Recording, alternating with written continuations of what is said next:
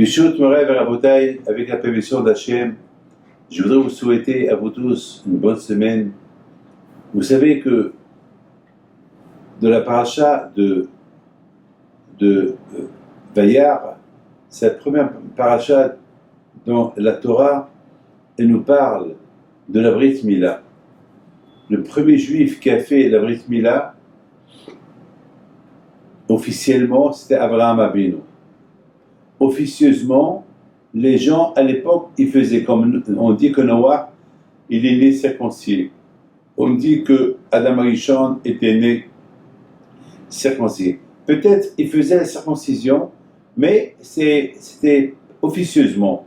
Il faut savoir que la Torah, les patriarches, Abraham, Isaac, Yaakov, Adam Arishon, Noah, Mitushela, Shem Ve'ever, Shet, Hanor, il y a eu beaucoup de tzadikim qui ont étudié la Torah, les Shvatim, mais ce n'était pas encore officiel.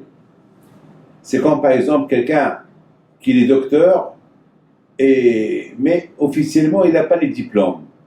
Mais il est docteur. Il peut être le meilleur docteur du monde, mais il n'a pas les diplômes. Ou bien un chirurgien, je me rappelle moi au Maroc, il y avait des docteurs qui étaient docteurs, mais ils n'avaient pas de papier. Mais ils étaient docteurs. Il y avait même des dentistes à Essaouira. Ils arrachaient les dents aux gens, mais ils arrachaient bien, pas mal. Bon. Mais officiellement, ils n'avaient pas de diplôme. Il y a aussi beaucoup comment ça s'appelle, par exemple, à l'époque, il y avait aussi des shohatim. Mais ils n'avaient pas les diplômes. Mais ils étaient des bons shohatim. Ils n'avaient pas les diplômes. Bon, maintenant, aujourd'hui, il faut les diplômes. Aujourd'hui, pour être docteur, il faut un diplôme. Pour être un bon mécanicien, il faut avoir des diplômes. Aujourd'hui, il n'y a que des diplômes qui marchent. Aujourd'hui, même pour être mohel, il faut la smicha. Et même, je me rappelle, à Essaouira, il y a beaucoup de gens qui étaient mohel, mais ils n'avaient pas de diplôme. Il n'y avait rien du tout. Il y avait aussi beaucoup de dayanim, ils n'avaient pas de diplôme. Ils étaient des grands dayanim, mais ils n'avaient pas de diplôme. Bon, maintenant, malheureusement, parce que aujourd'hui, peut-être les temps, ils ont changé. Comme tout le temps, les temps changent. Vous savez que même la conversion. À l'époque, ceux qui voulaient se convertir, c'était tchic-tchac, c'était vite fait. Hein, c'était même en 2-3 minutes, ils s'étaient convertis à l'époque. Aujourd'hui, non. Aujourd'hui, ça prend 1 an, 2 ans, 3 ans, ça dépend aujourd'hui. Aujourd'hui, les recherches, tout a changé. Aujourd'hui, il faut des diplômes à chaque chose. Il faut un diplôme. Regardez, Batia, la fille de Paro. La fille de Paro, elle a décidé de se convertir. Elle est partie au Nil, elle s'est trompée, elle s'est convertie. Voilà. Elle est devenue juive. À l'époque, c'était tchic-tchac. Même les mariages. À l'époque, les mariages, ils se faisaient tchic-tchac, vite fait. Ça prenait pas beaucoup de temps. Un homme, il voit une femme, elle lui plaît, il se marie avec elle. Après une semaine, il s'était déjà marié. Aujourd'hui, non. Aujourd'hui, il y a des préparations, il fallait... À Colpani, mes amis, une chose, il faut savoir que Abraham Avinu alav shalom, dans sa Kadosh Baruch Hu, il a donné la mitzvah de faire la Brit Mila. C'était pas facile, hein, la Brit Mila. Il avait 100 ans. C'était la première mitzvah que Kadosh Baruch Hu, il a donné à Abraham Avinu. Et à Kadosh Baruch Hu, il a dit à Abraham Avinu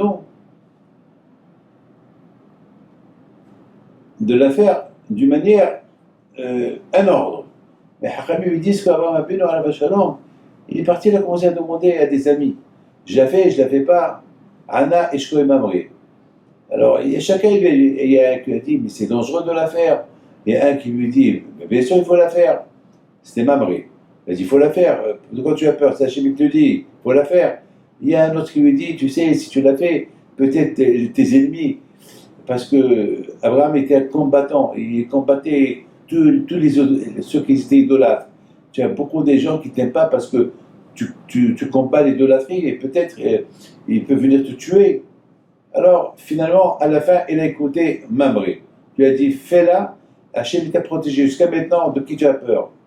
Même que tu es vieux, Akash Baruch Hu, il ne va pas te donner une mitzvah à faire que va te tuer. Non. Et Hachem, il est assez puissant pour te protéger de tes ennemis. Donc il ne faut pas avoir peur.